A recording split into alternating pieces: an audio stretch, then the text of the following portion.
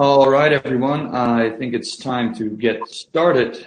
Good afternoon, everyone, and thank you for dialing into our webinar, Striking a Balance Between Creativity and Control.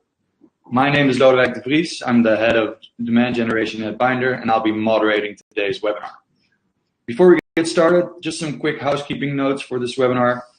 You can use the panel on the right top to ask any questions or make comments in the chat room. Please make sure to ask the questions in the appropriate section. We won't be answering any questions until the end of the webinar, and taking the reserved time into consideration, we'll be answering as many as we can. But if we won't be able to answer your question right now, we'll be sure to follow up on you personally afterwards. Plus, we'll be sending out the recording after this webinar ends. All right, that's everything for housekeeping. Let's get started. Today, we'll be talking about cracking the code for creativity. Our speakers will give you some nice takeaways and information to show you that with the right tools, any marketer can deliver campaigns that are measurable, on brand, and driven directly by the latest consumer insights. Our speakers for today are Mark Walker, who's currently the marketing director at Attest, and to accompany him today is my colleague, Georgi Mirazchiev, our marketing manager UK at Bynder. So without further ado, I'll hand off to Georgi. Hope you enjoy. Take it away, Georgi. Hello guys, thanks for the introduction, and thanks everyone for joining. It's nice people actually turn up at today we're going to talk about, well, first of all, striking a balance between creativity and control, how you can maximize your creative team's resources to achieve better results, and then we're going to have a look at how you can test your work and see if it actually works when you deliver it to your audience. So to give you a bit of an overview about us, first of all, at Bynder, who we are and how we got to know so much about creative project management. We are a digital asset management platform, which offers marketers a very smart way to, first of all, organize their digital files, then find them, share them with various stakeholders, and also to create new assets in our platform, ranging from videos, graphics, documents, you name it. And we've had a pretty few good years. We've grown to about 1,400 clients, I think, at this point, and we have about 500,000 users. These are just some selection of our clients, but because we have so many users, we've been able to talk to a lot of actual creatives and talk to them about how they use our system, how their creative processes work, and what frustrates them. And on top of that, we publish a annual report called State of Branding, which we published, I think, 3 weeks ago. If you want to have a look at the report, just Google State of Branding. We should be hopefully the first thing that comes up. But we surveyed about 500 marketers from across the globe, marketing decision makers, asking them about their challenges, asking them about what they will be investing in 2019, and what a surprising number, well, not really a surprising number, but a very, very large number of people, 60% of the marketers we surveyed, said that they will be investing more than they did in 2018 in branded visual content. So they were creating a lot more assets, a lot more visual assets in that. And that's in line with reports that we've researched ourselves into what creatives feel about this. And 77% of creatives said that they have increased pressure to be more productive than creatives. So they have pressure into actually producing more stuff and producing more and more content. Doesn't necessarily mean it's going to be better content. People are just telling them we need more stuff.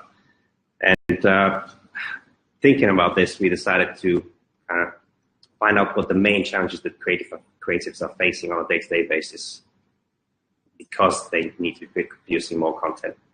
And one of the main things that came up with, I think a lot of us have experienced in our lives at one point or other, is too much feedback from too many people. 40% of creatives feel they're getting too much feedback from too many stakeholders, and that's not surprising to me. I've seen that creative teams and marketing teams have grown exponentially. More and more people are involved. More and more departments are involved. You have external agencies also getting involved, and all of them have very different ideas of what a piece of creative should look like. And creative teams are just overwhelmed with too much feedback, which of course leads to difficulty prioritizing requests. So if you have 50 different stakeholders asking you to do 50 different things, they're providing you with 50 different pieces of feedback, this can be very taxing on anyone yet alone someone who is supposed to be coming up with new stuff and be creative. And third, final main challenge that creatives have had to us is a lack of critical information to begin with. So oftentimes, creative will just be handed a sticky note, or they will be told in a meeting, we need this, without a clear brief, without any information, without specification, without clear goals, and that can be very, very frustrating. So we thought about, you know what, let's do a bit of research, see how we can ask creatives who are very successful what they're doing right, and find out what a successful project management tool or successful project management process for creatives is. So some of the very first simple ways that I think every creative project management should have, every creative project should have, is a successful creative brief. It's very, very clear that you are very clear of what you need from your creatives, what you want to achieve with the project, and communicate that clearly, hopefully in a place where everyone involved in the project can see it. So you need some small deliverables and a deliverable plan with assigned tasks and deadlines, hopefully you know when you want your creative assets. And that itself leads to the next way you should improve your creative projects, which is making sure you capture all the details of every relevant conversation you're having with your teams, whether that's feedback, whether that's assigning tasks, whether someone is on holiday for a specific period of time and can't do a task. This needs to be documented and communicated to everyone who is involved in the project, because without visibility, you will not be able to see if some blockers are occurring or if work is not being done. And the third way, which is again very simple to implement, is to try and speed up your revisions and proofing and your approval processes by making it easy to track feedback. Again, this brings us back to the previous thing I mentioned, where creatives will be getting feedback from sticky notes, from conversations, email threads, thousands of emails. If that is not easily tracked, and if you are spending hours or hours trying to find something that someone mentioned a few weeks ago, you're losing precious time and you end up just not producing the work that you intended to do. And I think that something that's very important is to set everything up from the start and clear the way for creativity for your team. And by doing that, you should be focusing on stuff like removing bottlenecks, such as approval processes. We did a recent survey and we found out that only 26% of creative and marketing teams have a standard consistent review and approval process. So the others are just swinging it. 75% of people just, we don't know what the process is. Someone says yes. So if you set up from the start and say, these are the approval processes, this is how long it's going to take, this is perhaps the window for approvals or feedback, you're really liberating your teams on your creatives on focusing on actually producing works rather than worrying about whether someone's going to approve something, when they're going to do it, chasing people for approval. It can be very frustrating. And one way you can achieve this is to make sure that all your work is stored somewhere where it can be accessed easily, even if you're not in the office. So you need to be able to move projects forward, even if you're not there, or even if someone is on holiday, or if someone is sick, someone else needs to be able to take up that work, find it easily, and move it forward. And another key thing that we found as well is to have, again, clear, accessible brand guidelines and guidelines for your creatives that, again, everyone can see that's involved in the project.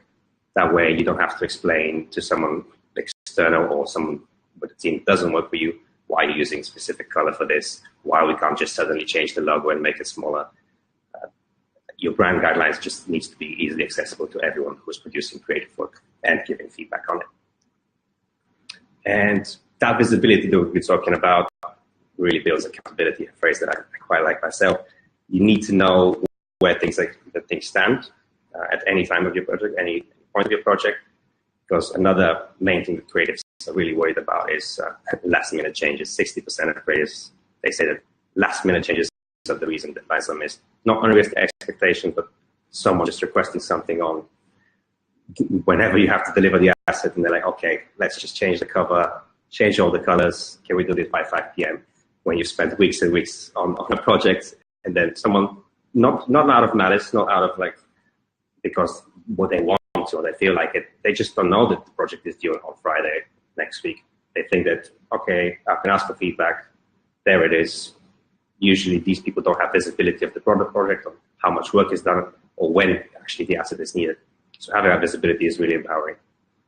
And to do that effectively, again, you need to be tracking every step, however mundane it may seem, or the fact that someone refused a piece of feedback or someone gave feedback that's obvious, that needs to be there, because the people who are involved in the project need to be able to see that, so that you're not duplicating work, you're not suggesting feedback that was already given weeks ago and it was for some reason rejected or accepted. And tracking all these processes, tracking all this information, really can show you how your team works and the people who are involved in creating assets in your organization work. I think that's very important, because especially global brands, global companies, different nationalities have different ways of working. They're available at different times.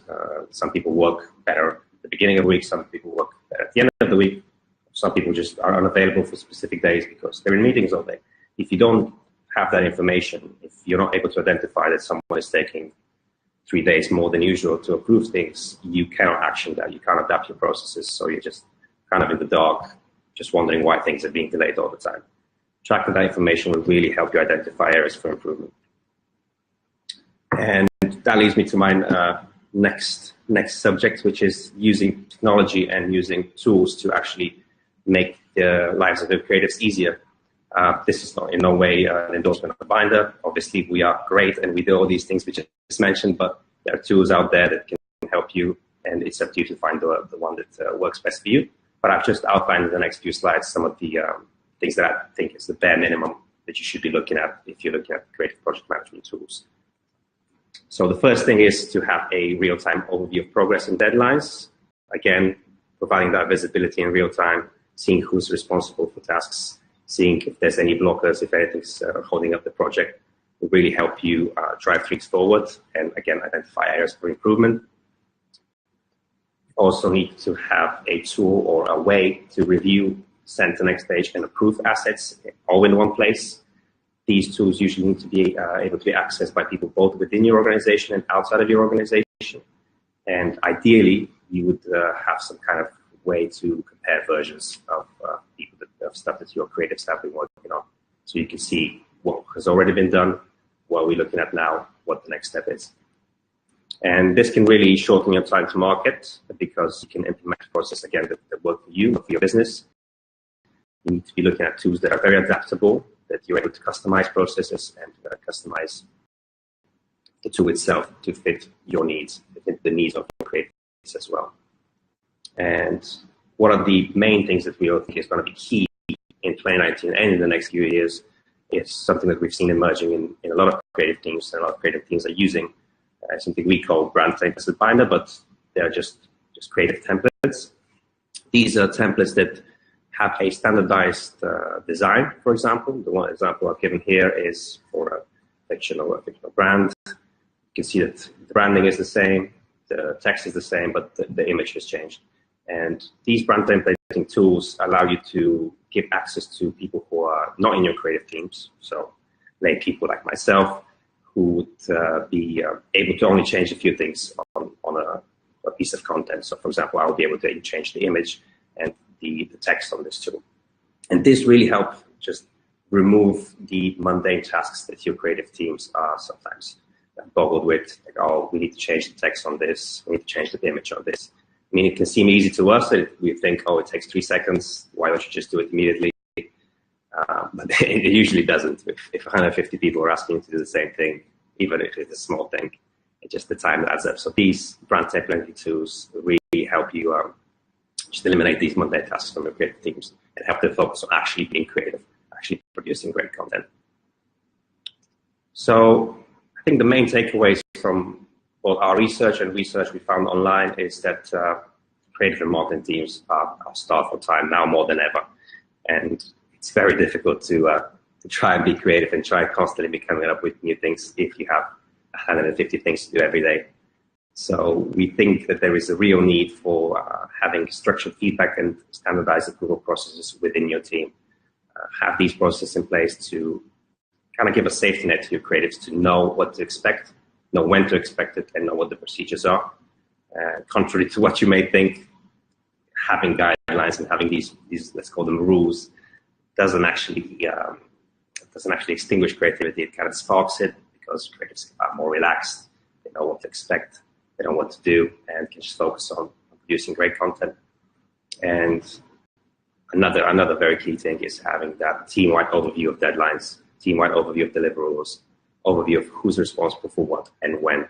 That way, you eliminate the last-minute changes, 150 people giving you different feedback. Having that clear overview gives accountability to everyone. And finally, these brand templating tools that are starting to emerge this year and next year can really shorten up your time to market for your creative people to actually focus on creating great content.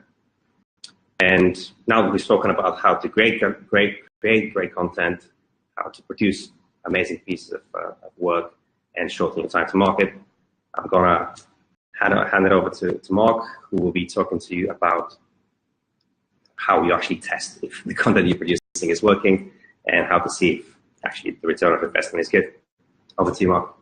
Thanks, Yogi. That was super interesting, and like so much of that resonated.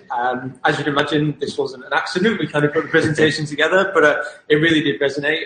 One thing that I hadn't picked up on earlier was the difficulty of addressing last-minute changes, and I could literally see our communications designer nodding vigorously about how tough that is to manage. So it hugely resonates.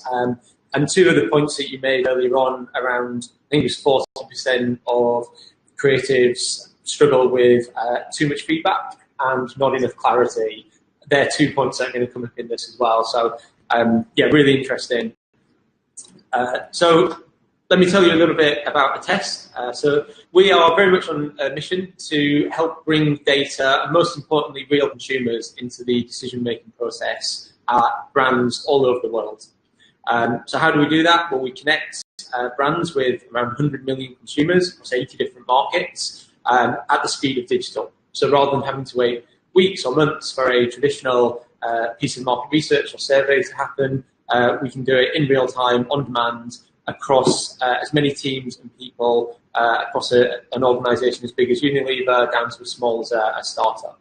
And we were born a few years ago out of frustration from our founder's experience. He had 9 years of working at McKinsey across 25 different countries, 50 different sectors, and he kind of saw this problem time and time again. Every time he wanted to get some insight and some real feedback into what consumers wanted, it would help this business ultimately produce better products, right? Better products, better marketing campaigns, things that genuinely resonate with consumers. It was too expensive, it was too complicated, it was too time-consuming to do, and so they kind of missed it. And they went back to their time-honoured tradition of asking each other, right, what do you think? And this is just craziness. You know, you are not the product and you do not represent your consumers, no matter how much you think you might understand them. You really want to sense check that with them. So that was kind of where Attest was born. So a little bit about how do we do this, and the key thing is to keep it simple. So I've already mentioned we have this huge reach, 100 million consumers, really diversified, so we work a lot with international companies. We represent 80 different markets. Really it's boiled down into 3 steps, and this is one of the things that makes us really unique. We make it incredibly easy to do end-to-end research into consumers. So literally whatever questions you have, whatever creatives that you want to test, whether it's video, whether it's audio, whether it's images, copy, throw all that in there. Super, super easy to create. Very simple or very complicated surveys, depending on what your needs are. You then select exactly who you want to answer that. And I mean, like, exactly. You've got so many filters. You can pick the exact audience, the exact makeup. You can have quotas. You can go crazy, or you can keep it really simple. But the specificity around who you want to test your creatives with, or who you want to ask those questions, is one of the secret sauces that's incredibly complicated behind the scenes, but you don't have to worry about it. You just make it simple. You tweak some sliders, it's all done for you. And then we present the results back. You get them back in real time, in a dashboard, very, very easy to manipulate the data and see, you know, for example, if you're A/B testing a piece of creative, you can see that, okay, A really, really resonates with these types of demographics for these reasons, but B resonates with these types of demographics and for these reasons. You can start to make really informed decisions without having to do exports and pivot tables, etc., etc. So that's a little bit about kind of what we do. We work with hundreds of brands all across the world, some really big, some smaller, fast-growing brands. We work across all sectors. We're completely kind of market agnostic in that respect. So what are we going to cover today? Well, we wanted to talk about this kind of simple, scalable process that will help you genuinely 10 times your creative, not just make it a little bit better, not make it 20% better, but really, really impact the quality and the business results you get from your creative assets, right? So I'm going to talk a little bit about, we think of all this as a continuous, a virtuous circle, what we call insight-driven growth. So you need to learn, you need to understand your consumers first. Then you need to take what you've learned and put those into creative assets. You need to then test and validate those. You then need to figure out, well, where are we going to put those assets, right? Where are consumers? Where is a consumer's attention? Is it, are they commuters? Should they be on billboards on the tube, or is it TV? Is it purely digital? You've got to understand where to maximize those assets. And then finally, of course, you need to measure it. Okay? And if you're doing, complicated on-the-channel campaigns across multiple different formats and platforms, measurement gets really complicated. You can't just get everything from Google Analytics or from Mixpanel or from digital. You have to look beyond that and track consumer awareness, purchase intent, and some of these really key metrics that you can only get directly from consumers. So we're going to talk a little bit about all these things over the next 15 or so minutes.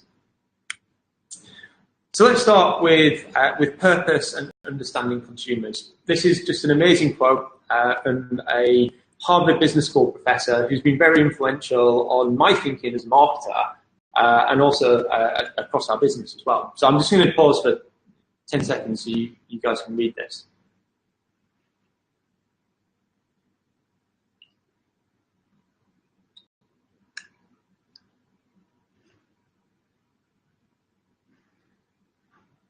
Okay, so this quote from Clayton Christensen is the fundamentals of a framework that he developed while working on a big consultancy project with a major fast food client in the US. And this is called Jobs to be Done. And I don't know whether everyone's familiar with this. I think it's really gained popularity over the years, but still I meet people who aren't aware of what Jobs to be Done is. And Jobs to be Done is essentially this quote, right? It's saying that understanding and segmenting and profiling your consumers, doing it demographically and targeting millennials is lazy and it's not going to get you anywhere. What you have to do is understand why people are buying your products. Like his way of phrasing it is, why are they hiring you to do a job and why can you do it better? Yes, you can layer on demographics to get even more targeted, but fundamentally you have to understand what it is that's motivating someone to buy your product and not something else. And the example he uses and where Jobs to be Done came from in a super quick synopsis is he was working for this fast food brand and they developed a milkshake and sales were good, okay, but they weren't hitting the milestones that they'd set for it and they just couldn't understand why. And so he came and he applied this theory and he looked and questioned everyone that was buying this milkshake.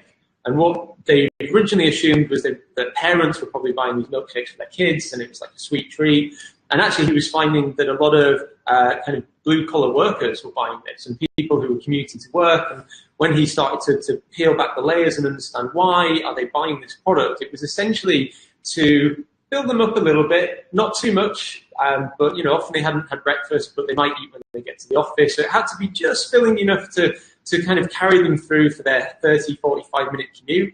And they were bored. They were stuck in traffic. So it kind of just gave them something to do by drinking this drink over the course of their journey. And kind of when they got these insights into why they were hiring this milkshake, it was to alleviate a little bit of hunger and to alleviate a bit of boredom.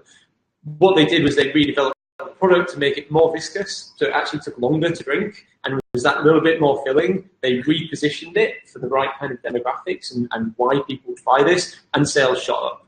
And this has kind of been a really popular theory ever since. So the point of that kind of story is when you are trying to understand your markets or understand your consumers in order to create better assets and better creatives, don't just test things based on demographics. Like really dig deep and understand What is it that consumers are hiring your product for? And don't assume, ask and learn. Two other approaches that you can take is this idea of need states. So I'm going to just read out the quote. So a need state is essentially a benefit linked to some kind of behavioral moment that researchers can locate in surveys and then put into a classificatory framework. Wow, that's a tough word to say. So what we mean by that, or what is meant by that, is if you buy a breakfast bar, right? You can all be like, you can have a group of people who are all the same demographics again, but you're all buying a breakfast bar for a different need state. Again, some people it's because they skip lunch. Some people they need a protein-rich bar after their workout session in order to get the protein that they need. So there's different need states. They're buying the same thing, and they're the same demographics, but they're buying it for a different reason. So need states is similar to jobs to be done. It tends to be the terminology used in the FMCG and consumer packaged goods markets.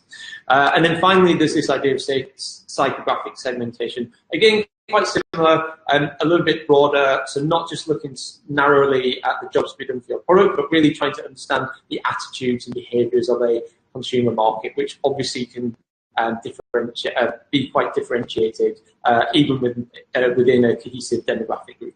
Right? So you can see already there's a lot in here that you need to do to understand why.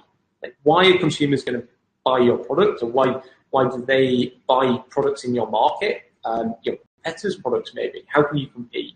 So there's lots of work to be done, but this is essential to creating better creative campaigns, ultimately. If you don't know why, then you kind of, you're in the dark.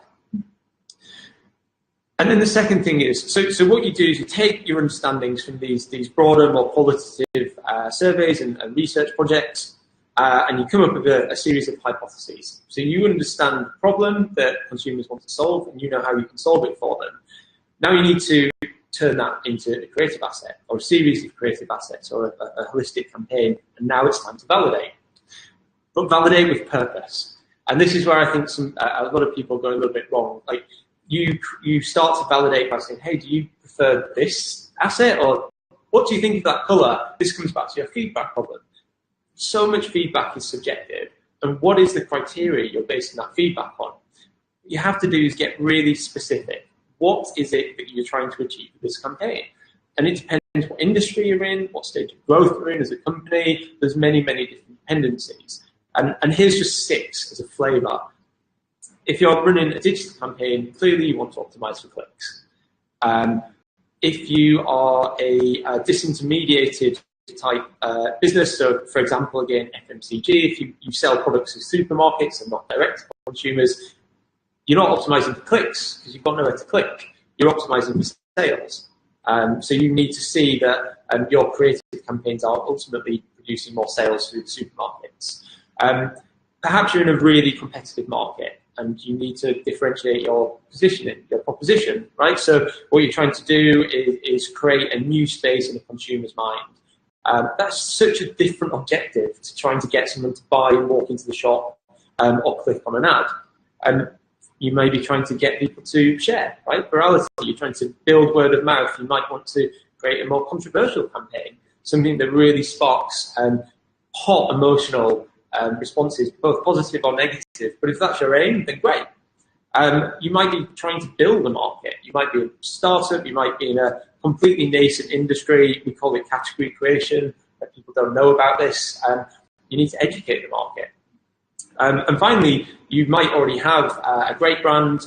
You may be the market leader, but you just need to keep topping up awareness. You don't want to be complacent. Or you've already penetrated one market and you're trying to build the same proposition in another one, so you need to build awareness to do that. These are all everyday, super valid purposes or goals for your creative assets. But do you know, when you go and validate your creatives, which one of them you're trying to do? And this comes back to clarity, which you mentioned. So, when you're writing the brief, or you're having the brief written for you, are you challenging people on what it is their ultimate goal, and what it is that you're trying to achieve? Now, once you've once you've clarified what your purpose is, you can start to validate. And you'll see each of these questions is one example of how you validate each of those purposes. So you can be very, very simple, right? Very direct. How likely would you click on this? Now, so long as you're testing this in a what we call a monadic way or an A/B testing way, this is a really valid way of doing this. So you present a series of different creatives, either to the same people or to, you do it to the same construct of an audience, but make sure each audience doesn't see each creative, so you have no influence and bias there. How likely would you be to click it? Very likely, likely, neither likely or unlikely. This is called a Likert scale, so 5-point scale, very, very, very simple to do. Which would motivate you to buy. So going back to the purchase intent, or having seen this advert, or having seen this video, how likely would you be to purchase this product? Very likely, etc., etc. How would you describe this product versus a competitor? So if you're trying to change minds and position, this is a great way of getting qualitative feedback. And of course, if you want to quant, you can sort of list out the 5, 6, 8 qualities you're hoping people use to describe their product and see which ones they pick. Of the following options, please choose which action you're most likely to take. So again, go back to virality, and you can start to test people. Would they click, or would they share this with a friend? Would they do nothing? Right? And people are really honest. I think there's a real misperception around surveys and these kind of tools that people aren't always honest. But honestly, we find, and our clients tell us, most importantly, people are honest. And what they say, if you do it at enough scale to be statistically significant, you will get very good quality, very accurate results, and it will be a very good predictor of what people actually do. And here's the final 2 questions, right? What was the key message from this brand? This is, if your goal is to educate a market, are people remembering what the key message is? And is it correct? And then which brands can you recall from the previous images? So again, going back to awareness, are people aware of your brand versus maybe other competitors? So that's kind of how you would then start to validate. You'd associate the correct questions with the correct goals, and that way you can validate whether your creative isn't just nice or good, but whether it's actually likely to achieve the goal that you set out in the first place. A quick note on risk management. It's obviously incredibly important in today's kind of social media age that outrage spreads very, very quickly. And while some virality is good, you don't want to be the brand that's having to apologize in the press for getting something horrendously wrong. So it's really, really, really good to just test your assumptions about, you think something means one thing, but actually consumers see it in an entirely different way. Just name dropping a few very recent ones. So you may have seen Dolce & Gabbana got in a huge amount of trouble in China, and they practically had to exit the market because their ads and their campaign was perceived as frankly racist by that market. Clearly, they did not set out to do that, one would assume, and yet that's how it was construed. And how would they have known that without checking with the Chinese market first? Gucci, another luxury brand, just had to pull but this was like last week, the blackface sweater. It's crazy, like Google it if you haven't seen it. I mean, again, you kind of look at it and go, who thought that was a good idea? But someone did, and it's gone through approval processes. And I don't know, but my question is, did they check with consumers, or did they ask each other and say, hey, that's fine, that's cool, that's edgy? Or did they check with enough sample of consumers, does this pass the bar of okayness? And there's a ton more, right? A really famous one from, I think it was last year now, was Pepsi and the Kendall Jenner campaign. Like, that got written about extensively. I'm pretty sure anyone in marketing and creative has come across that, but they just missed the mark. They didn't really, and again, they tried to lump everyone together into just a mass demographic of millennials. They've gone, millennials, they like purpose. Let's create something around that, without really getting into the psychographics and the jobs to be done. Are people hiring Pepsi to give them purpose in their lives, or are they hiring it to give them a refreshing drink on a summer's day, right? And that's why, in my opinion, they missed the mark. And maybe they did research, but did they do it extensively enough? Did they ask the right questions? So risk management, obviously, a vital part of getting your creative campaigns right. we want to focus on the upside, but let's make sure there's no huge downside as well.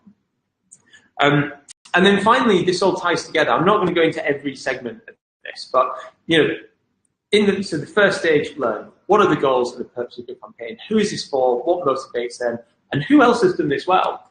Like, this is where you get kind of additional power from using a tool like Attest. You're not just relying on your own data from your own analytics. You can actually go and explore, do this for all your competitors and start to rank, well, who's doing this really well and why are people buying their products, etc., etc. Then you can validate, where I've spent the majority of the presentation, so I won't recap that too much. Then, again, I'm not going to dig into this, but we've got the reach phase. So who will see this? Can we optimize the format to match the different media profiles? Where are people spending their times? And then finally, you want to be able to measure this, right? So you can take the measurements that you did in the validate section and start to measure things. Not, if someone comes along to you and says, well, did that work? You can say, well, what do you mean? Did it work in what way? Yes, it worked if you mean it raised awareness, or yes, it worked if you mean the market is more educated, and we've got proof here. It's really key to be specific, particularly with senior leadership. And then I guess this is like my key point from the slide, but testing ads and creatives is much, much more than just a click-through rate, right? So we work with a number of companies who focus heavily on digital, and they were very performance marketing driven, and that's great. It works incredibly well, but there is a lifespan or a point of diminishing returns where if you optimize everything for Facebook's algorithm or Google's algorithm, it's very difficult to repeat it because the algorithms are always changing. The way I think about it is building your house in sand. Like, it shifts all the time, and a new tide comes in and it washes it all away. What you need to do is get the foundationals right. Like, understand why. Why does this work? What is it about your consumers that this resonates with? And then you can repeat success, regardless of where it is, regardless of what the algorithms are doing. Like, good, sound, creative works. It worked before Facebook, it worked before Google, it will continue to work throughout their dominance and even after them. So just understand why, and you're in good shape. And then just quickly, how do you sell this into a business decision maker in your SLT? If you're kind of like, okay, I buy into the idea of creative testing and I want to do this. What's the business argument? So this kind of works pretty much whatever numbers you put in. This is just an example, but let's say you're a 50 million turnover consumer business. We work with people who are a lot smaller, some who are a lot bigger. Roughly, your marketing spend is 10%. Right? Deloitte has done a huge amount of research into this, and the average spend is somewhere between 5 and 10% usually. Some up to 15, but easy math works for me. 10%. So your marketing budget is 5 million. Now you want to get that 10 times investment in your creatives. So you might invest 3% of your marketing budget, like a relatively small amount. So let's say 150k. That drives a 2% increase in turnover.